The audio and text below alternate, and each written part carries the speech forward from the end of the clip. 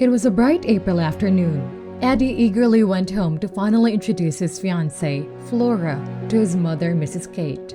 Everything was going well for them, all until Flora made a remark which will then cause strife between her and Eddie's mother. "I am from Hawaii," Flora stated proudly. It was a horrific experience for Mrs. Kate, realizing that her son was not marrying a Chinese woman.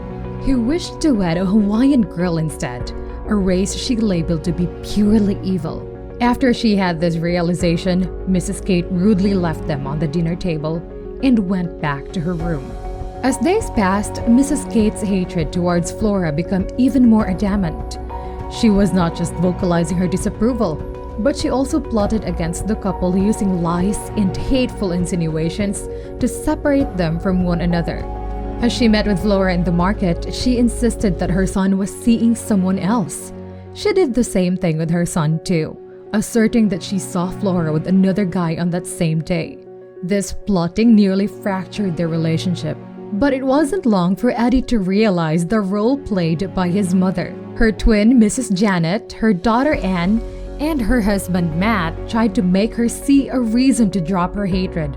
But Mrs. Kate refused to listen to any of them. Mrs. Janet then explained the dilemma behind her twin to Eddie, specifying that their parents chose their husbands for them, and Kate seems to want to do the same thing with Eddie too. Flora and Eddie remained unwavering though. Despite Mrs. Kate's obvious displeasure, they continued on with their relationship and their plans for marriage. On the day of Anne's wedding to a Chinese lad named Stanley, Kate encountered Flora, who was invited by the bride as her guest. She was so angry with her attendance that she started embarrassing and calling her derogatory names such as concubine. Regardless of Mrs. Kate's offensive responses, Flora remained to understand her as her lover's mother and never fought back. All she did was cry and let Eddie comfort her along the way. 6 weeks later, Eddie and Flora's marriage befell, despite Mrs. Kate's lack of appearance. It turned out to be a joyous day for the couple and their families, even without her. They enjoyed their matrimony together and had 2 children, Cynthia and Christopher, with whom Mrs. Kate could not manage to hate. One tragic day, Matt, Mrs. Kate's husband, died at their home. Their relationship may have been a result of fixed marriage, but she could still not help but feel heartbroken and depressed by his death. Kate rarely engaged with her family and often forgot to take her meals as she wallowed in sadness. Her children were worried for her and tried as they might, but could not do anything to lessen her pain. Then one day, a little girl named Rose, who was her neighbor's daughter, approached her. She kept close to Mrs. Kate because she reminded her of her grandmother, one she never met. Little did Mrs. Kate know that it was the start of a friendship, one that would erase her sorrows and bring happiness back to her life. Rose helped Mrs. Kate get back to her feet, only to realize that it was short-lived.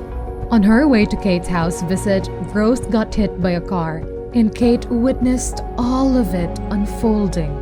She fainted due to shock. Both of them lived after the accident, but the shock paralyzed Mrs. Kate's legs and left her limp forever. Despite all that has traversed between them, Flora offered to take care of Mrs. Kate and nurse her back to health. Then, it was 2 years after the incident that Mrs. Kate finally met Rose back. They made up for the lost time and had dinner together with Eddie's family. It was a blissful reunion for the two.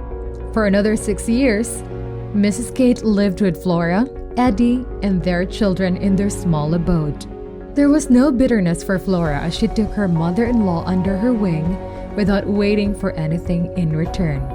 As time went by, Mrs. Kate finally saw Flora for the goodness that she had and slowly dropped the prejudice she had against her. On Mrs. Kate's deathbed, it was forgiveness that she asked from Flora for all the pain and suffering that she had caused her.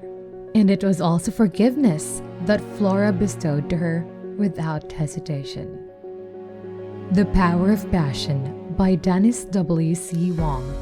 now available at Amazon and Barnes & Noble.